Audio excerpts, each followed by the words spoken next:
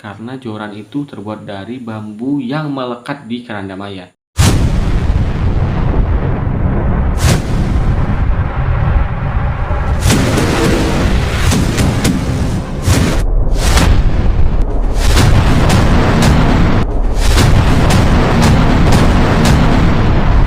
Assalamualaikum warahmatullahi wabarakatuh. Sugeng Dalu, selamat malam semuanya. Gimana kabar kalian? Semoga kalian baik-baik saja dan selalu dalam lindungan Yang Maha Kuasa. Kali ini Vicky Tanaka akan menceritakan kisah mistis lagi dari seseorang yang mengalaminya ketika ia berkunjung ke rumah neneknya pada 12 tahun silam. Sebuah desa terpencil, tempat orang tuaku dulu dilahirkan. Desa yang asri, alam yang terjaga, serta kekuatan alam yang seolah-olah menjaga tempat tersebut dari tangan-tangan besi dan eksploitasi yang bersifat sekunder maupun primer. Tempat orang tua dibesarkan merupakan desa yang jauh dari bisingnya lalu lintas dan sibuknya destinasi kota. Semua penduduk lokal itu tidak pernah melepaskan nilai-nilai luhur pendahulunya, dan tidak juga alergi terhadap kemajuan kecuali dalam beberapa hal saja. Itu saat sudah menyangkut harkat dan martabat serta tradisi dan budayanya. Pada tahun 2007 silam ketika saya berusia 15 tahun, saat itu sedang liburan sekolah, dan kedua orang tua berniat mengunjungi rumah orang tuanya. Namun di sanalah saya mendapatkan pengalaman mistis yang tidak terlupakan, dan masih membekas hingga saat ini, jika saya melihat ia tergeletak di samping masjid ataupun musola. Benda tersebut sebenarnya tidak menakutkan jika kita melihatnya sepintas. Namun bagi saya itu seperti trauma yang mendalam. Kala itu saat semua sudah bersiap akan pergi, orang tua saya menunggu di dalam mobil. Tahun itu kami memiliki mobil dan termasuk mobil yang mewah di zamannya. Ya, itu adalah mobil dengan berlogo Kijang dan berplat merah serta berlogo Pos Indonesia. Ketika itu orang tua saya meneriaki saya. "Dik, Dika," ujarnya. Saya ketika itu masih berada di dalam kamar, sibuk dengan barang bawaan saya. Lalu terdengarlah langkah kaki ibu saya menyusul saya di dalam kamar. "Kamu ngapain, Dika?" ujarnya sambil bercekak pinggang. "Aku sedang mencari pancingku," ujar saya. Maklum, anak laki-laki dengan pra remaja, jika ia sudah hobi pasti itu harus didapat. Apalagi dengan yang namanya Tamiya. Oh, itu primadona sekali di tahun-tahun itu. "Sudah, nanti kita beli saja di jalan. Ini sudah siang," ujar ibu sambil mengomel-ngomel. "Nanti nggak keburu lagi," katanya sambil menghentak-hentakkan kaki. Saya yang kesal karena pancing saya nggak ketemu langsung meminta kepastian saat itu juga. "Janji ya beliin, pokoknya beliin," ujar saya dengan polosnya. Lalu ibu saya pun menyusul saya dari belakang dengan membacakan janji-janji manisnya. Lalu berangkatlah kami semua. Saya adalah anak semata wayang mereka, hingga saat ini. Hampir 6 jam di perjalanan, akhirnya sampai juga kami di Pelabuhan Merak. Kala itu kami harus menunggu kapal yang belum bersandar, dari arah Bakauni. "Berapa lama lagi, Bu?" ujar saya yang gerah dan risih dengan barang bawaannya yang seperti pindahan itu. "2 jam lagi," katanya. Mendengar kata 2 jam lagi, membuat saya menarik nafas dalam dan bersender di bangku belakang. Ayah saya ketika itu sibuk mendekatkan diri dengan petugas-petugas di sana. Entahlah, mungkin sekedar mencari obrolan saja. Setelah 2 jam menunggu, akhirnya kapal itu datang juga. Terasa lega, namun perjalanan itu belum usai. Orang tua saya sengaja menempuh jalur laut, katanya ingin sekalian jalan-jalan. Setibanya kapal bersandar, berbondong-bondonglah semua kendaraan memasuki ruang kapal. Waktu itu tujuan kami adalah sebuah kota di Pulau Sumatera yang masih terjaga alamnya. Ya, itu adalah Provinsi Jambi. Singkat cerita, karena saya mabuk di perjalanan itu, saya banyak tidur daripada beraktivitas. Tepat pukul 7 malam, kami sudah memasuki perbatasan Jambi dan Sumatera Selatan. "Dik, Dik," suara ayah saya membangunkan saya. "Sebentar lagi kita sampai," ujarnya dengan sumringah. "Ya," jawab saya lemah dari pojokan jendela mobil. Saat pukul 10 malam, kami pun akhirnya tiba di rumah nenek saya. Tak banyak sandiwara, saya langsung menuju kamar Uju saya. Uju artinya adik ayah yang terakhir. Uju saya adalah seorang anak laki-laki yang CS banget lah sama saya. "Dik, kamu tidur di situ, nanti aku tidur di bawah aja," katanya. "Iya," saya jawab dengan mata yang sudah setengah watt. Dari bilik kamar papan itu, saya mendengar suara tawa dan suara-suara seperti sedang euforia sekali dari ruang tamu. Tapi saya tidak peduli lagi karena badan saya terasa sakit semua. Tibalah keesokan paginya, Uji saya membangunkan saya. Ia mengajak sarapan, setelah itu diajaknya saya memancing. Nah, disitulah insiden itu terjadi pada saya. Setelah selesai sarapan, saya pun ikut ia memancing. Saat akan memancing, saya menanyakan pancing kepada ibu saya. Ibu saya dengan jurus 1001 alasan mengalihkannya. Udah, kata nenek saya. Ambil aja joran di hutan, katanya. Kan kamu ikut sama ujumu. Iya deh, kata saya dengan tidak semangat. Ayo, kata uju saya, ini cacingnya sudah siap. Lalu pergilah kami memancing dengan menggunakan sepeda motor miliknya. Setelah 1 jam perjalanan memasuki hutan, tibalah kami di tempat mancing. Mancing di sana bukan seperti mancing di kolam. Aku kira kolam pemancingan, Ju. Dia pun tertawa terbahak-bahak. Ini di kampung, Dika, mana ada begituan. Dah, kamu cari joranmu sana. Sejauh mata memandang di sana, selepas hutan ternyata ada perkebunan sawit. Dan di parit-parit sawit itulah kami memancing. Uju saya pun berjalan ke depan. Ia hanya bilang kalau sudah dapat jorannya langsung saja menyusul ke depan. Ia berada di pinggir jalan, ujarnya. Iya, kata saya.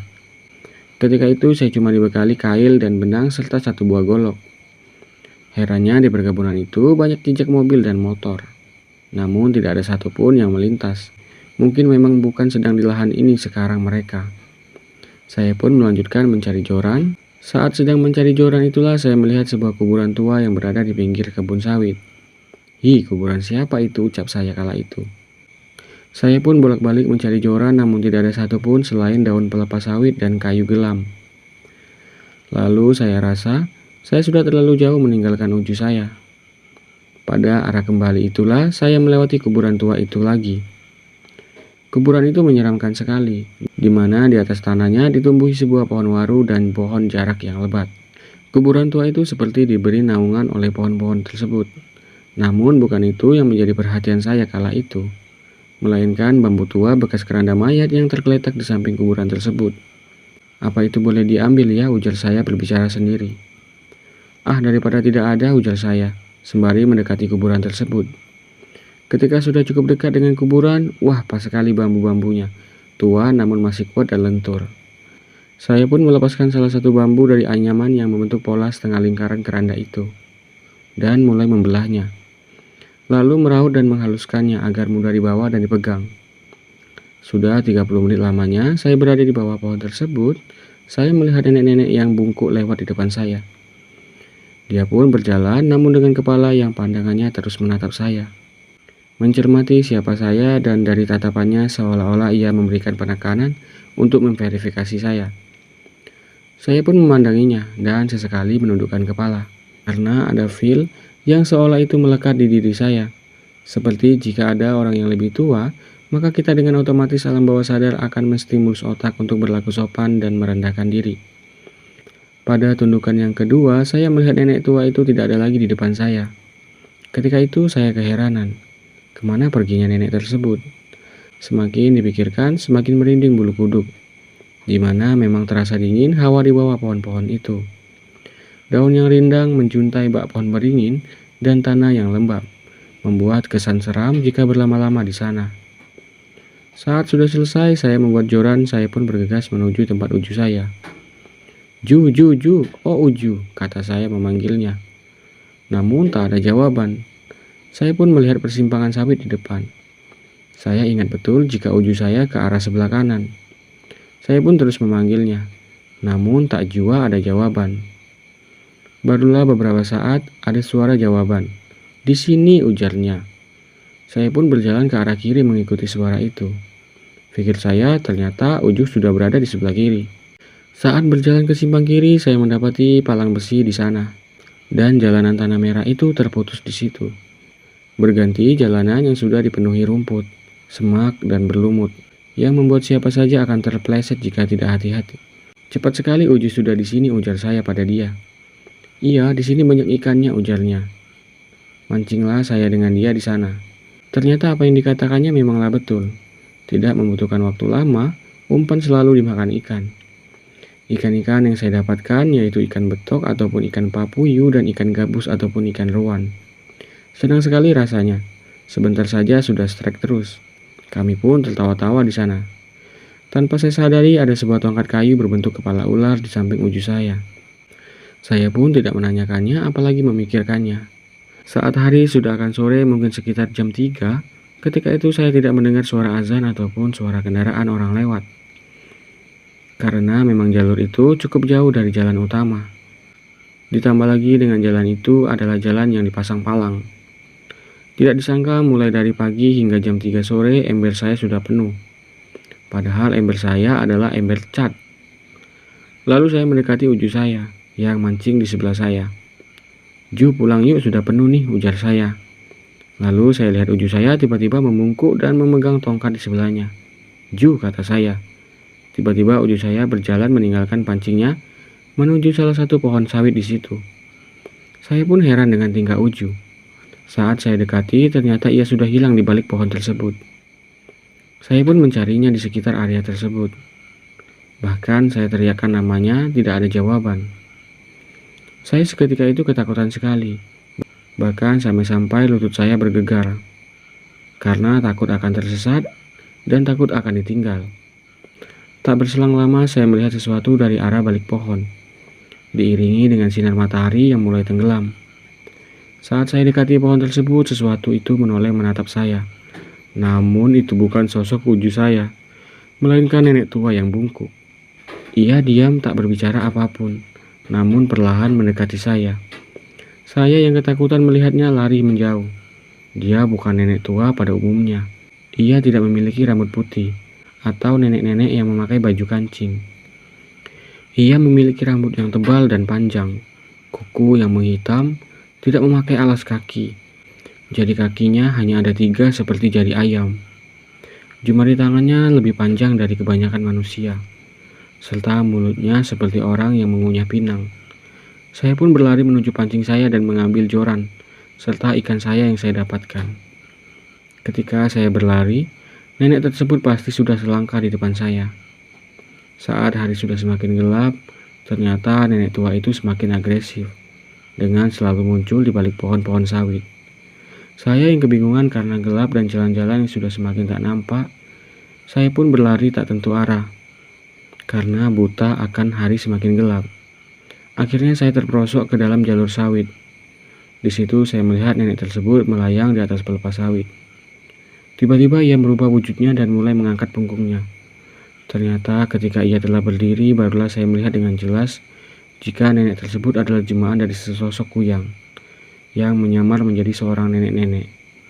Saya pun bergagap meraih pinggir parit dengan tangan, di mana saat itu tubuh saya penuh dengan luka dan beberapa kulit saya terkelupas karena duri dari pelepah sawit. Saya pun berusaha semampunya untuk keluar dari parit tersebut. Tak sampai di situ, ketika sudah berada di pinggir jalur, dengan cahaya yang minim dan remang-remang, saya melihat kuyang itu terus menatap saya dari atas ketinggian pelepah sawit. Disusul dengan suara-suara seperti suara burung hantu di mana-mana.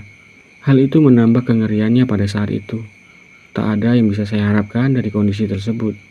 Saya pun akhirnya meraih joran saya dan berjalan dengan terus menatap ke arah kuyang itu. Belum lama saya berjalan, saya seperti menabrak sesuatu yang saya kira itu adalah pohon sawit. Karena ketika itu saya hanya bisa meraba-raba, tidak bisa memandang dengan jelas ke depan. Ketika saya menoleh, ternyata itu adalah sosok makhluk yang paling menyeramkan. Itu terbukti dengan wajahnya yang tak beraturan, serta bentuk kulit makhluk tersebut seakan-akan melepuh dan meleleh. Makhluk itu entahlah, sulit dijelaskan dengan kata-kata. Ia mengambang di udara, seluruh tangan dan kakinya memiliki tekstur yang keras dan hitam seperti kaki ayam, dan kukunya runcing bak burung. Ia adalah sesosok kuntilanak, namun tidak seperti apa yang digambarkan di film-film. Ia tidak memakai baju putih. Ia memakai baju hitam, karena sama sekali tak bisa dilihat. Itu sebab warnanya menyatu dengan malam hari. Yang saya pastikan adalah matanya yang merah, dan bola matanya berwarna kuning, serta ia memiliki taring di mulutnya. Dengan munculnya makhluk itu tidak juga membuat saya pingsan. Saya hanya terpental beberapa meter karena refleks terkejut. Jika manusia normal akan merasakan sakit, Di situ saya sama sekali tidak mengalaminya. Saya malah mengalami mati rasa. Satu-satunya yang saya rasakan adalah suasana yang mencekam. Saya berlari lagi menjauh dari makhluk-makhluk itu, terjungkal dan tertati-tati, merangkak serta menggeserkan tubuh saya yang semakin rapuh dihujani ketakutan. Ingin rasanya menyudahi mimpi itu, namun tidak bisa, karena itu adalah kenyataan yang terjadi. Singkat cerita, saat saya bersender di bawah pohon sawit, saat tangan saya bergeser sedikit, tiba-tiba saya menggenggam joran saya. Saya pun heran dengan joran tersebut. Padahal entah tertinggal di mana, kenapa bisa kembali lagi ke saya. Saya pun bingung memikirkannya. Akhirnya saya pun melemparnya jauh-jauh. Lalu saya bergerak lagi. Semakin jauh saya berjalan, semakin jauh saya memasuki area sawit itu. Entah sekarang sudah berada di blok berapa. Saat saya melihat titik cahaya dari kejauhan, di situ saya duduk sebentar menghela nafas. Dan anehnya, joran itu balik lagi ke saya. Saya pun akhirnya memegang joran itu dan cepat menuju cahaya tersebut. Ketika sudah cukup dekat, ternyata itu bukanlah cahaya rumah ataupun pondok orang yang sedang mancing di malam hari, melainkan segumpal api yang melayang-layang di udara. Ya ampun, kata saya sambil menggigit bibir dan menahan tangis, serta meredam suara. Di situ saya memandangi joran. Apa ini yang membuat saya seperti ini? Lalu terucaplah dari bibir saya menyesal dan ingin mengembalikan bambu itu. Lalulah saya menguatkan diri dan berjalan berlawanan arah dengan api itu. Anehnya di jalan saya tidak bertemu dengan makhluk apapun. Lalu yang lebih aneh lagi, tiba-tiba saya menemukan tempat kuburan itu. Benar-benar di luar nalar. Padahal saya sudah jauh sekali tersesat. Namun sangat cepat dan dekat menemukan kuburan itu. Di suasana yang gelap gulita, yang hanya mengandalkan cahaya bulan yang remang-remang, di situ saya melihat keranda mayat yang terbuat dari bambu tersebut hilang. Saat saya beranikan diri untuk mendekat, betapa terkejutnya saya ketika keranda itu sudah berada di atas kepala saya. Dengan realitas yang tidak masuk akal, keranda itu melayang di udara. Saya spontan berlari meninggalkan joran saya. Ketika saya berlari dari sana, mungkin ini lebih tidak masuk akal lagi. Saat saya berjalan dari arah yang gelap, satu langkah kemudian saya dapati cahaya yang terang benderang di depan saya. Dengan beberapa orang laki-laki dan perempuan, termasuk ayah dan ibu saya, yang saat itu menangis-nangis. Saya terkejut. Saya yang dalam kondisi gelap gulita tiba-tiba keluar dan sudah berada di tempat yang ramai. Sebelumnya, sebelum saya satu langkah tadi, semua masih gelap. Seolah-olah saya keluar dari lubang cacing. Lalu mereka semua melihat kondisi saya seperti orang yang dikejar maling, basah dan penuh luka. Serta beberapa sentimeter kulit saya terkoyak diakibatkan jatuh dan terkena daun sawit. Saya pun akhirnya dibawa pulang ke rumah nenek saya dan memanggil tetua kampung. Lalu saya menjelaskan setibanya di sana. Lalu para orang tua di desa itu memberitahu jika kuburan itu sudah ada sebelum kebun sawit itu ada. Entah itu kuburan siapa. Namun pihak kelapa sawit tak bisa mendapatkan tanah itu karena selalu mendapatkan hal-hal yang di luar nalar. Maka dari itu kuburan itu dan pohon yang menaunginya tidak pernah diusik oleh PT. Itulah kisah mistis saya yang saya alami kala itu. Dan akhirnya itu menjadi pengalaman mistis yang saya sendiri tidak mau lagi mengalaminya.